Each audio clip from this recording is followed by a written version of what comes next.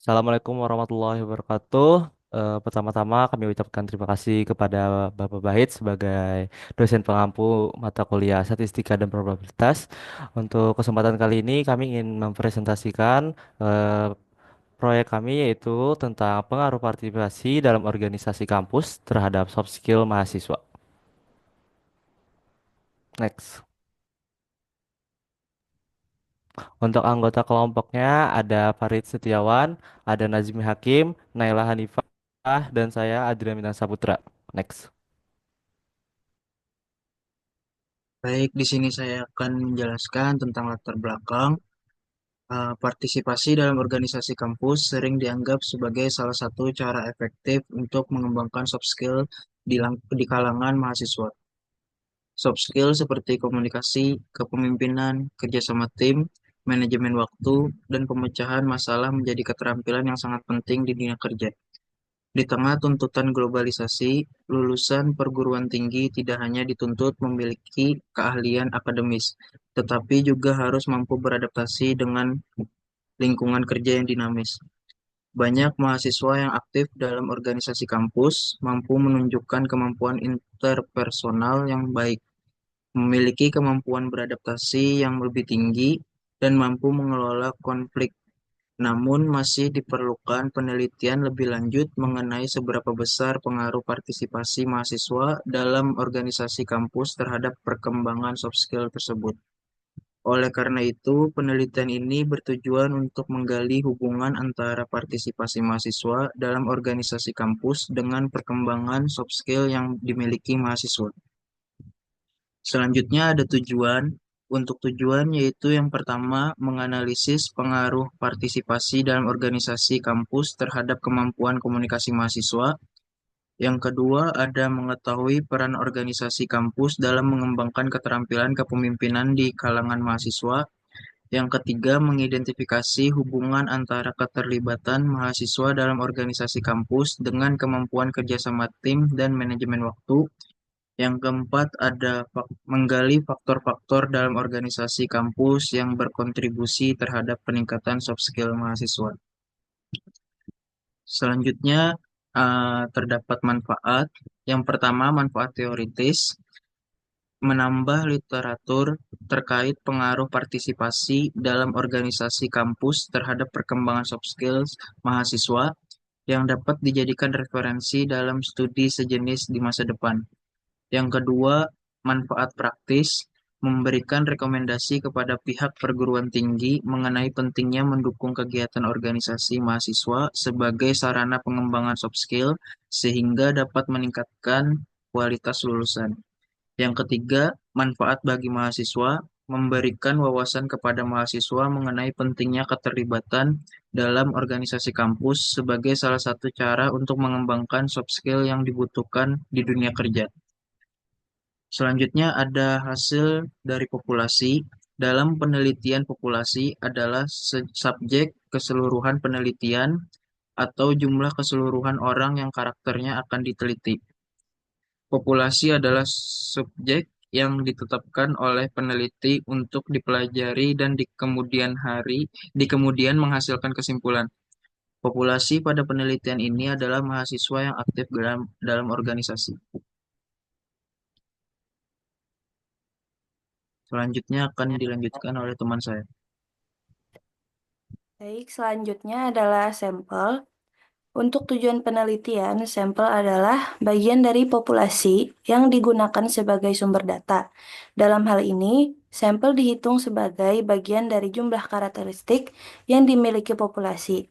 Pada penelitian ini diambil 21 orang mahasiswa yang aktif dalam berorganisasi sebagai sampel. Next.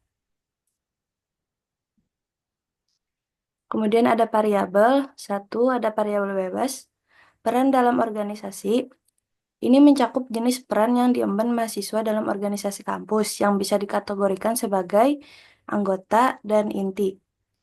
Dua, ada variabel terikat, soft skill mahasiswa, diukur melalui berbagai aspek soft skills yang meliputi kemampuan komunikasi, yaitu kemampuan untuk menyampaikan ide dan informasi dengan jelas dan efektif, kemampuan kepemimpinan, kemampuan untuk memimpin, menginspirasi, dan memotivasi anggota tim, kemampuan kerjasama tim, kemampuan untuk bekerja sama dengan orang lain dalam mencapai tujuan bersama, kemampuan memanajemen waktu, kemampuan untuk mengatur waktu dengan efektif untuk menyelesaikan tugas, kemampuan pemecahan masalah, kemampuan untuk mengidentifikasi masalah, menganalisis situasi, dan menemukan solusi yang efektif, kemampuan beradaptasi, kemampuan untuk menyesuaikan diri dengan perubahan dan situasi baru.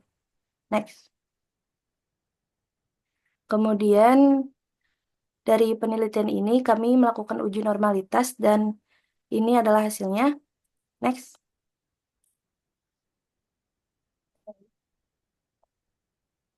Next.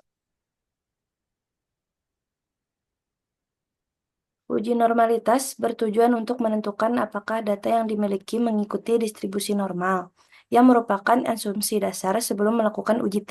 Uji normalitas dilakukan menggunakan 3 mode, yaitu Shapiro-Wilk, Kolmogorov-Smirnov, dan Anderson-Darling. Hasil uji untuk setiap kategori soft skills menunjukkan nilai p-value lebih besar dari 0,05, yang berarti data berdistribusi normal. Berikut adalah hasilnya. Komunikasi p-value Shapiro-Wilk sebesar 0,069, kepemimpinan p-value Shapiro-Wilk sebesar 0,125, kerjasama tim sebesar 0,159, manajemen waktu sebesar 0,261, problem solving sebesar 0,299, dan kemampuan beradaptasi sebesar 0,199. Hasil ini mengindikasikan bahwa data berdistribusi normal sehingga layak untuk diuji lebih lanjut dengan uji T. Next. Lanjutkan oleh teman saya. Baik, di sini ada uji korelasi yang sudah kami uji. Next.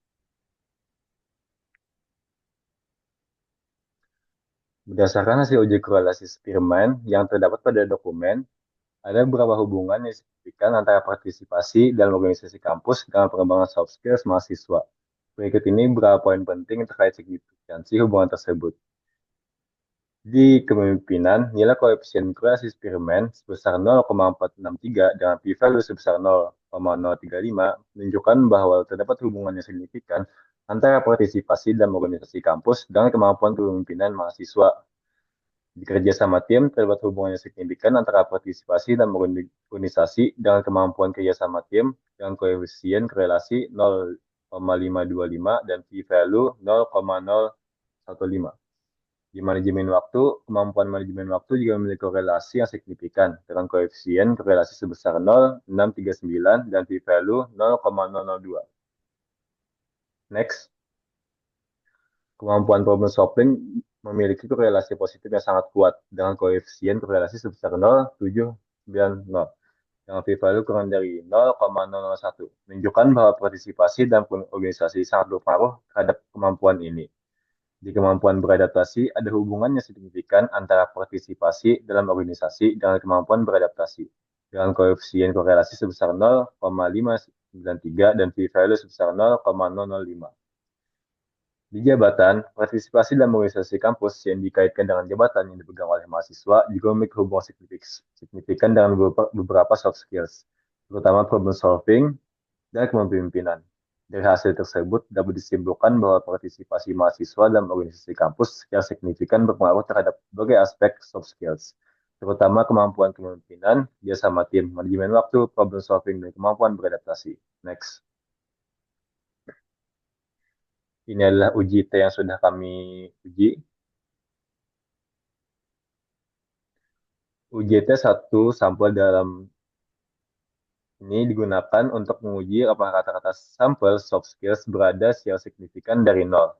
Hasil uji menunjukkan bahwa untuk semua kategori soft skills, nilai p-value kurang dari 0,01 menunjukkan adanya pengaruh signifikan partisipasi organisasi terhadap pengembangan soft skills mahasiswa.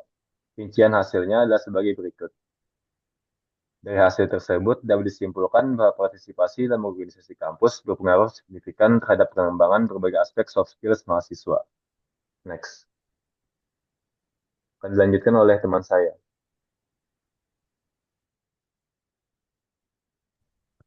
Untuk kesimpulannya, berdasarkan hasil penelitian mengenai pengaruh partisipasi mahasiswa dalam organisasi kampus terhadap perkembangan soft skill, beberapa kesimpulan dapat diambil. Yang pertama ada pengaruh partisipasi terhadap kemampuan komunikasi. Partisipasi aktif dalam organisasi kampus secara signifikan memengaruhi kemampuan komunikasi mahasiswa. Yang kedua, pengembangan keterampilan kepemimpinan. Mahasiswa yang memegang peran penting dalam organisasi, seperti sebagai pengurus inti, cenderung memiliki kemampuan kepemimpinan yang lebih memotivasi anggota dan memimpin tim dalam mencapai tujuan bersama. Next. Yang ketiga ada hubungan dengan kemampuan kerjasama tim dan manajemen waktu. Keterlibatan dalam organisasi juga berkontribusi pada pengembangan kemampuan kerjasama tim. Mahasiswa belajar bekerja dalam tim yang beragam yang mendorong kolaborasi dan toleransi. Selain itu, mahasiswa yang aktif dalam organisasi menunjukkan kemampuan manajemen waktu yang lebih baik karena mereka harus menyeimbangkan antara tanggung jawab akademik dan organisasi. Yang keempat ada kontribusi terhadap kemampuan pemecahan masalah dan adaptasi. Organisasi kampus memberikan lingkungan yang dinamis di mana mahasiswa sering menghadapi tantangan yang membutuhkan kemampuan pemecahan masalah, partisipasi, dan organisasi mempersiapkan mahasiswa untuk menghadapi berbagai situasi dengan pendekatan analitis. Selain itu, lingkungan organisasi yang sering berubah membantu mereka mengembangkan kemampuan adaptasi. Next. Untuk saran, yang pertama untuk pihak perguruan tinggi sebaiknya lebih mendukung kegiatan organisasi mahasiswa dengan memberikan fasilitas dan bimbingan yang memadai. Selain itu, perlu ada pengakuan formal atas kontribusi organisasi dalam pengembangan soft skill mahasiswa melalui program sertifikasi atau kredit akademik yang relevan. Untuk mahasiswa disarankan untuk aktif terlibat dalam organisasi kampus sebagai sarana untuk mengembangkan keterampilan anak akademik yang akan sangat berguna di dunia kerja. Mereka sebaiknya tidak hanya menjadi anggota pasif, tetapi juga mengambil peran yang lebih signifikan untuk meningkatkan keterampilan kepemimpinan dan manajemen diri. Yang ketiga, untuk penelitian selanjutnya, penelitian lebih lanjut dapat memperluas cakupan dengan melibatkan lebih banyak sampel dan memperdalam analisis mengenai faktor-faktor internal dalam organisasi kampus yang berpengaruh terhadap perkembangan soft skill. Selain itu, dapat diteliti bagaimana soft skill ini berkontribusi terhadap kesuksesan karir setelah lulus dari perguruan tinggi. Next. Mungkin itu saja dari presentasi kami. Jika ada yang ingin dipertanyakan, mungkin bisa diberikan pertanyaan di kolom komentar. Terima kasih. Sekian dari kelompok kami. Assalamualaikum warahmatullahi wabarakatuh.